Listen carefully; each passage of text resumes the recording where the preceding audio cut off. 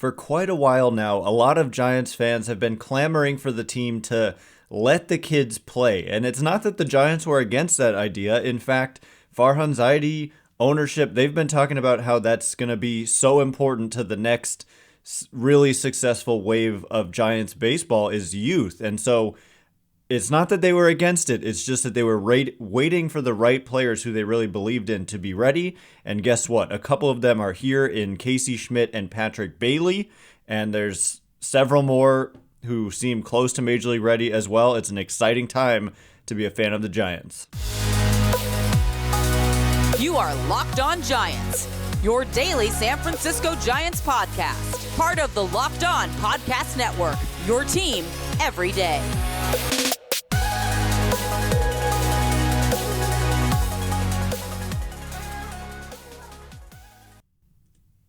Hello and welcome to Locked On Giants, part of the Locked On Podcast Network, where it's your team every day.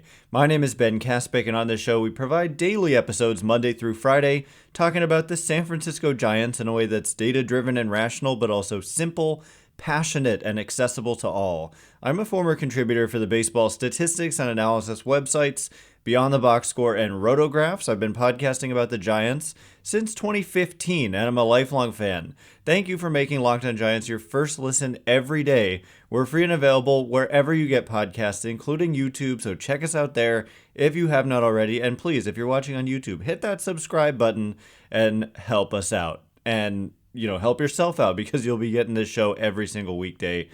And anyway, coming up on today's show, the Giants took 2 out of 3 from the Marlins. Important because last time they played the Marlins, they had lost 2 out of 3. And they had, they started out this homestand with a sweep of the Phillies and then go 1-1 in the first 2 games against the Marlins. If you lose the rubber match, it kind of takes away from the overall good vibes from the homestand. But instead, they get the win behind Patrick Bailey, Casey Schmitt contributing again, and they end up going 5-1 on the homestand, and now they head out on the road to Minnesota. But the real kind of big major takeaway here is that the youth movement has arrived. And what you have here is a couple of young players in Casey Schmitt and now Patrick Bailey who have come up and made an immediate impact, and that it has energized the fans in a way that they've been waiting to be energized for a long time. And it's obviously too early to make grand declarations about how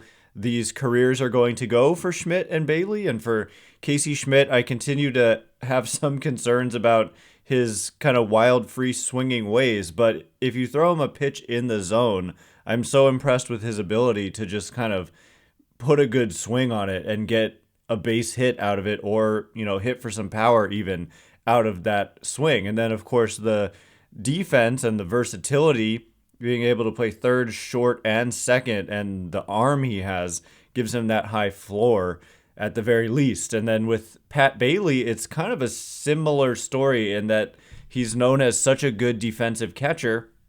And I think we saw that on display. There was some, there was like a pass ball and there was like a steal attempt where he couldn't get a throw off, kind of dropped the ball. But I think that stuff will normalize over time. But what I was impressed with was his framing in these 2 starts that he made on Saturday and Sunday. Just really good framing, just looked really comfortable behind the plate. Looked like pitchers are going to enjoy throwing to this guy a lot. And noteworthy from Gabe Kapler, he said, because there was kind of a question, like, is this just a temporary thing? Especially when on the first day of Bailey being promoted, he didn't start. And so there was questions like, is he just kind of filling in out of necessity because Joey Bart is injured and he's the next best option, maybe only defensively, and that as soon as Bart is back, that Bailey will immediately definitely get sent down? And Kapler kind of responded to that question by saying, quote, "He's not just a fill-in. We think he's ready to help us win baseball games."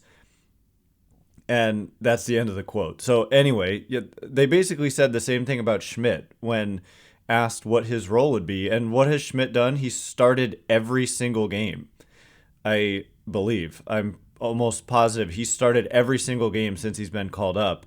And it's going to get interesting. Like, for both Schmitt and for Bailey, and not just for them, but like in regards to them. Because when Joey Bart is healthy enough to play, what happens at the catcher position? Blake Sable can't be optioned. Some people say, okay, we'll move Sable to the outfield and or the DH role, but the outfield is full. You're not going to just like stop playing Mitch Haniger. They're committed to him financially, and he's got a track record of hitting, and you're just not going to give up on him after he's played like 17 games, and he's actually started to heat up over the last few days.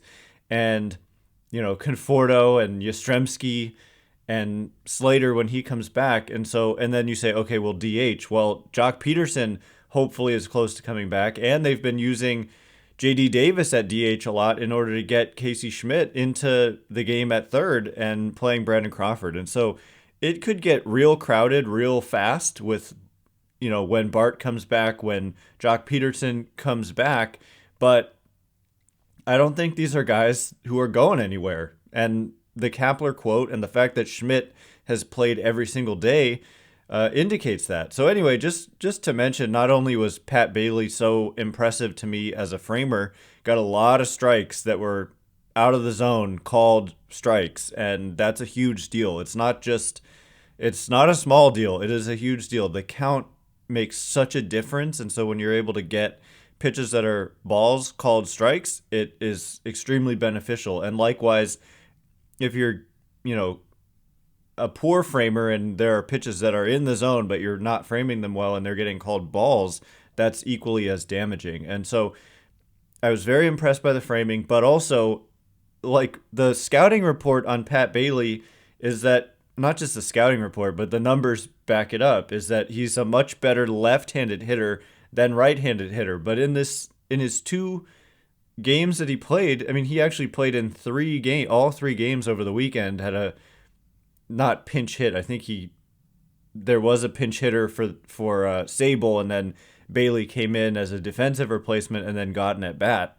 I believe that's how it went down. But anyway, he never faced a right-handed pitcher, so he only batted from the right side, facing left-handed pitching in this entire series. And what did he do? Well, he got his first major league hit, a single to the opposite field, which was a nice, compact, good-looking swing. And then in the finale of the series against Jesus Luzardo, who's a very good pitcher, who threw a fastball up and in, like literally up and in the strike zone, in the upper in corner, and it was 98 miles an hour, and Bailey just crushed it, turned on it, and just crushed it to left field. Just a no-doubter. The left fielder didn't even move. And so if that's what his right-handed swing is looking like, I'm looking forward to seeing his left-handed swing. And it'll be interesting to see what they do. Even right now, it's a little bit confusing. Like, do you play Blake Sable over Pat Bailey at the catcher position against a right-handed pitcher? And we're going to find that out tonight as the Giants are playing the Minnesota Twins, and it's a right-handed pitcher on the mound. And so maybe Sable is the DH and Pat Bailey is the catcher, but that can't last when Jock Peterson comes back. And so it's super interesting to see how this is all going to play out. And that's even without Bart being on the roster. And so you could see they're gonna have to make some tough decisions here. But for Kapler to say what he said, he's not just a fill-in. We think he's ready to help us win baseball games. And the fact that he has done as well as he's done in the tiny sample of, you know, the 3 games that he's played, you're obviously, you know, he's shown enough to warrant continued playing time, absolutely, as has Casey Schmitt, of course. And so coming up in just a minute, we're going to continue this conversation. There were others. There was another Major League debut, Ryan Walker out of the bullpen, and then there's a couple of guys in AAA who appear very close to the major leagues as well, including someone who hasn't gotten a lot of attention over the last year, but a position player who was recently a very highly regarded prospect. He's in AAA and doing well. And so you're not going to want to miss that conversation and how he may fit onto the roster. So we'll get into all of that in just a minute. But before we do, This episode is brought to you by eBay Motors. For a championship team, it's all about making sure every player is a perfect fit. It's the same when it comes to your vehicle. Every part needs to fit just right. So the next time you need parts and accessories, head to eBay Motors. With eBay Guaranteed Fit, you can be sure every part that you need fits right the first time around. Just add your ride to My Garage and look for the green check to know that the part will fit or your money back. Because just like in sports, confidence is the name of the game when you shop on eBay Motors. And with over 122 million parts to choose from, you'll be back in the game in no time. After all, it's easy to bring home a win when the right parts are guaranteed. Get the right parts, the right fit, and the right prices on ebaymotors.com. Let's ride. eBay Guaranteed Fit only available to U.S. customers, eligible items only, and exclusions apply. All right, here we go. More talk about the Giants suddenly being an exciting young team. I mean, you've got a couple guys that are kind of can't miss right now in Casey Schmitt and Pat Bailey.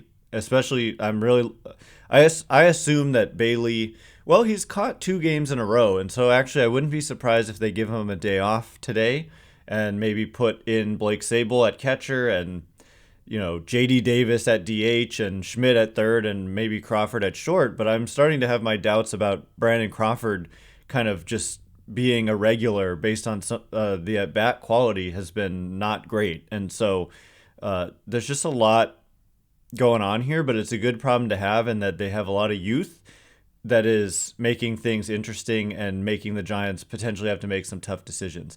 By the way, the Giants play the Minnesota Twins tonight at what time? 4 something Pacific, and you can catch every pitch of the Giants' hometown broadcast with SiriusXM on the SXM app. Search Giants. The Twins are in first place, and they've obviously got Carlos Correa. By the way, the game is at 4:40 Pacific, and they've got a good pitcher on the mound, but a pitcher who's kind of outperforming some of the peripheral numbers. Got a 1.78 ERA, but maybe due for some regression. So we'll be previewing that series coming up in just a bit, and the fact that Carlos Correa, their Giants are going to be right there with Carlos Correa on the field, and so that's going to be very interesting. But continuing the theme of the youth movement in San Francisco, you very well have a couple of guys, if not more, who are in the same position as Schmitt and Bailey in that they're close to being major league ready and that you could see a call-up. And for me, the guy who's most interesting here is Luis Matos. This is a guy who about a year ago was considered, by FanGraphs, they had him as the 35th ranked prospect in all of baseball. And that was when it was coming off the 2021 season in low A, right? And so he wasn't even high in the minors, and they still had him as that highly ranked. And then what happened was in 2022, he just had a down year. He spent the whole year essentially in high A Eugene, where he struggled. And, he hit 211, 275 on base, 344 slugging, just not a great performance. And he just fell off of everybody's top 100 list. FanGraphs wasn't the only publication to have him in the top 100. But what's happened now? Well, he not only is performing better, but he started the season in Double A, a level he had. So he struggled, like I said, last year in High A, but instead of going back to High A, they just pushed him to Double A, and he hit so well, and his plate discipline improved dramatically with a 13% walk rate versus a 9% strikeout rate. It's just anytime you're walking more than you're striking out, that's great, and that walk rate is minuscule, and the strikeout rate is very low. Under 10% is super low. And the walk rate, 13%, is very good. And so not only that, but he also hit 304 because of the walk rate, a 398 on base. And he hit for some power as well with a 443 slugging. And so within 31 games there, he earned a promotion to AAA, where now he's played in 5 games. And what has he done? He's hit 409 with a 435 on base and a 682 slugging. It's about 70% above average for the Pacific Coast League. believe they've been playing in Reno, which is, high altitude, and so the ball flies, but still, he's only walked 4.3% of the time, so he's only drawn one walk in those 23 plate appearances, but he's also only struck out one time. And so Luis Matos is, like, to me, pretty much major league ready, and that is a big development given, last year he was struggling in A-ball, and now he's on the cusp of the majors. It's very similar to Bailey, who had never played in Double-A until this season. And then he played 14 games in Double-A, 14 games in Triple-A, and then he's in the major leagues. And I'm going to read kind of the write-up from FanGraphs last year, entering 2022, what they had to say about Luis Matos. And what they said was Matos had a tremendous 2021. He spent the season at Low A San Jose, where he slashed blah, blah, blah. I think we already said the numbers. And got Low A West MVP honors all before his 20th birthday, which occurred a few days before the publication of this Giants list. He struck out a minuscule 12.4% of the time with a 41% fly ball rate. He still demonstrates freaky rotational ability and can smack his barrel into the ball no matter what hitting zone it's in. His ability to connect with whatever the pitcher hurls his way leads to a relatively common profile for a hitter his age, as Matos swings more often than he should, rather than waiting for the pitches he can really punish. His walk rate was only 5.7% in 2021, though it did trend upward toward the end of the season, and his BABIP was unsustainably high, so refining his pitch selection will be a key part of his progression toward the higher levels of the minors. There's huge ceiling here, that of a center fielder with a potent combination of hit and power, but the pitch selection piece of Matos's profile is a little bit concerning and is keeping him in the 50 future value tier for now. So 50, the end quote, 50 future value is a scouting term, on the 20 to 80 scouting scale.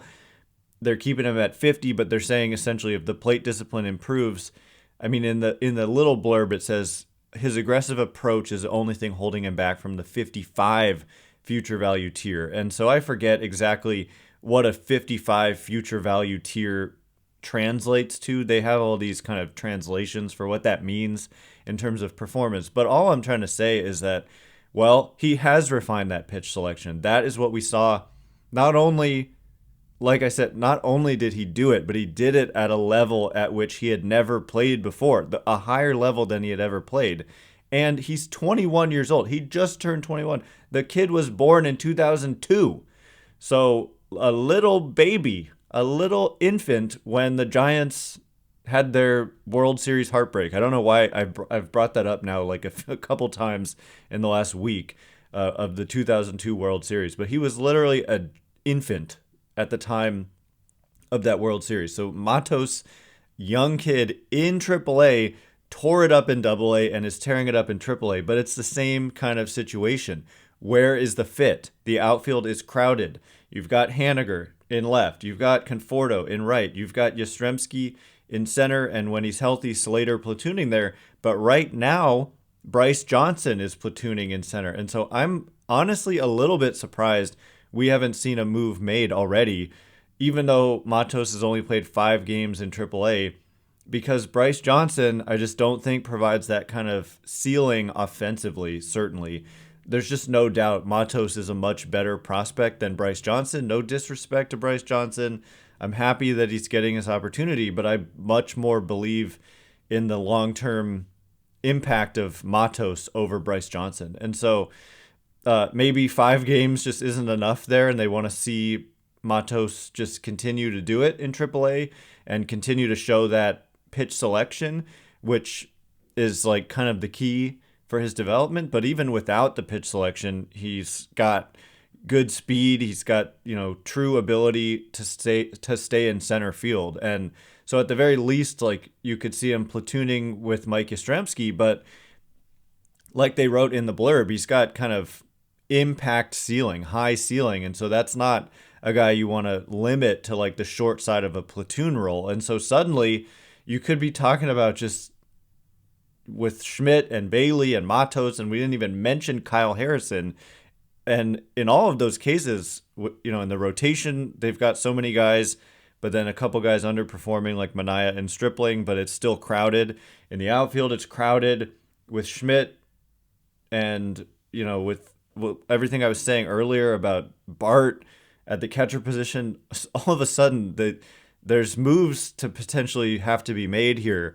And I don't know exactly how it'll shake out, and it's going to be fascinating to watch. And we will be covering the Giants every single day as they go through this transition that is exciting and has people, I think, more interested in the Giants. As I said before the season started, people were down on the farm system at exactly the wrong moment. And it was all about preseason publications.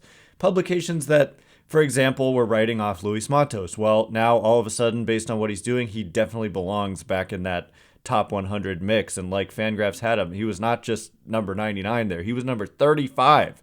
And he's done nothing to warrant being lower than that, in my opinion, based on how he started this season. So coming up in just a minute, we're going to talk about Alex Wood once again being unhappy about getting pulled in the fifth inning. Logan Webb's start and a little bit of an injury perhaps for Logan Webb. Is it something to worry about? And Carlos Correa back on the Giants' radar here as the Giants are headed to Minnesota tonight to play the Minnesota Twins. So we'll get into all of that in just a minute. But before we do, this episode is brought to you by So Rare. Our new sponsor, So Rare, is a revolutionary fantasy baseball game and marketplace transforming fans into owners with officially licensed digital cards featuring players from across all 30 MLB teams. Unlike other fantasy baseball platforms, So Rare managers truly own their fantasy experience, collecting, buying, selling, and competing with player cards against global opponents to win epic rewards. Win or lose, you still own your cards, and there's no cost to play. Plus, the more you win, the more you advance, collecting increasingly powerful cards and accessing next-level competitions and rewards. Head to sorare.com/lockedon, that's spelled SORARE.com, to draft your team of free player cards, set your lineup, and start competing today to win epic rewards. Again, that's sorare.com/lockedon to start playing today. All right, as promised, more to get to here. Want to just mention, I didn't notice this until this morning as I was preparing for the podcast, that Alex Wood had some comments to make about being pulled in the fifth inning of this game again. The last start, it was a point of conversation. I had to talk about it because there was some controversy there. 4 2/3, 1 out away from qualifying for the win, and he got pulled, and then pulled again in the fifth inning yesterday, and he had some words, and so we'll get into those. Thanks again for making Locked On Giants your first listen every day. Everydayers, tomorrow on the show, breaking down Game 1. It's a bullpen game for the Giants. John Brebbia is going to get the start, and I would imagine that Sean Manaea probably follows him up, and so every Sean Manaea outing is one to watch carefully, because if the struggles continue, then it kind of indicates more and more that perhaps they go another direction, although I don't know what exactly they would do with Sean Manaea. The Giants play the Minnesota Twins tonight at 4:40 Pacific, and you can catch every pitch of the Giants' hometown broadcast with SiriusXM on the SXM app. Search Giants. And so, yes, I just wanted to discuss the Alex Wood comments. So he gets pulled. I'm just going to paint a picture for you about the situation. I don't remember exactly what the situation was, but I know he had already allowed just a monster home run to Jorge Soler in the first inning. It was just a no-doubter, crushed. And then he had allowed another home run a little bit later on in the game. And at this point, I believe the score was 4-3 Giants. And Alex Wood had allowed 2 hits in the fifth inning.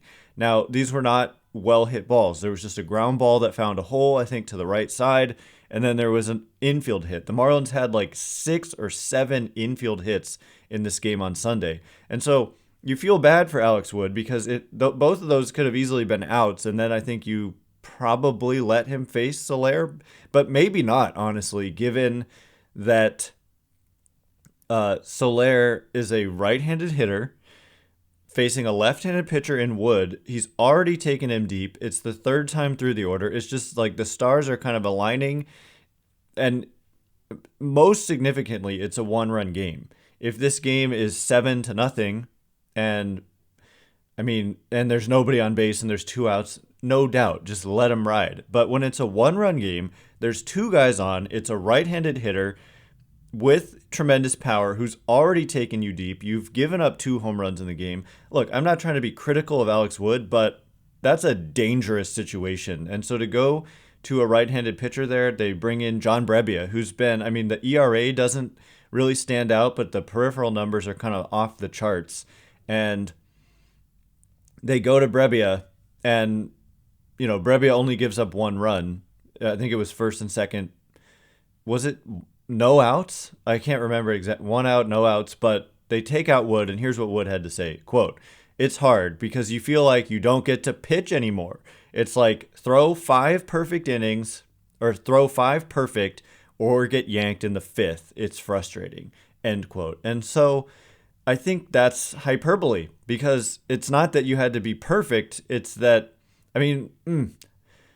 It also has to do with the offense, which is totally out of Wood's control. So the fact that the game was a 1-run game, 4-3. First of all, you gave up 3 runs prior to that 5th inning. And so that's not 3 runs in 4 innings. It's not like, oh, I have to be perfect. It's like he was allowing runs, 3 runs in 4 innings, and then 2 guys on in the 5th was set up for at least another run. And so I think I understand the frustration, and he's kind of speaking out of frustration there, but they'll let him go under different circumstances. But last time he pitched, he was on a strict pitch count because he was coming off missing a month and in his rehab start had barely pitched and, hadn't built up his pitch count. But yesterday he could have gone longer, but the situation totally warranted taking him out. And for those who are like, no, let him get a chance to get the win, it's just crazy. You'd rather give Alex Wood a chance to get the win, kind of a meaningless statistic. I know it matters to them, and I guess it matters to some of you listening, but I care much more about the team winning the game than the pitcher winning the game. I don't give one single care at all to the pitcher win. What can I say? I want the team to win, and I think going to Brebbia there was the right move. He allowed a hit, but that was it, and got out of the inning otherwise. And the Giants won this game, and so it's hard to argue with the results. And for all we know, Soler could have hit another. The dude ended up having 4 hits on the day, and so Soler was a menace yesterday and kind of on a mission.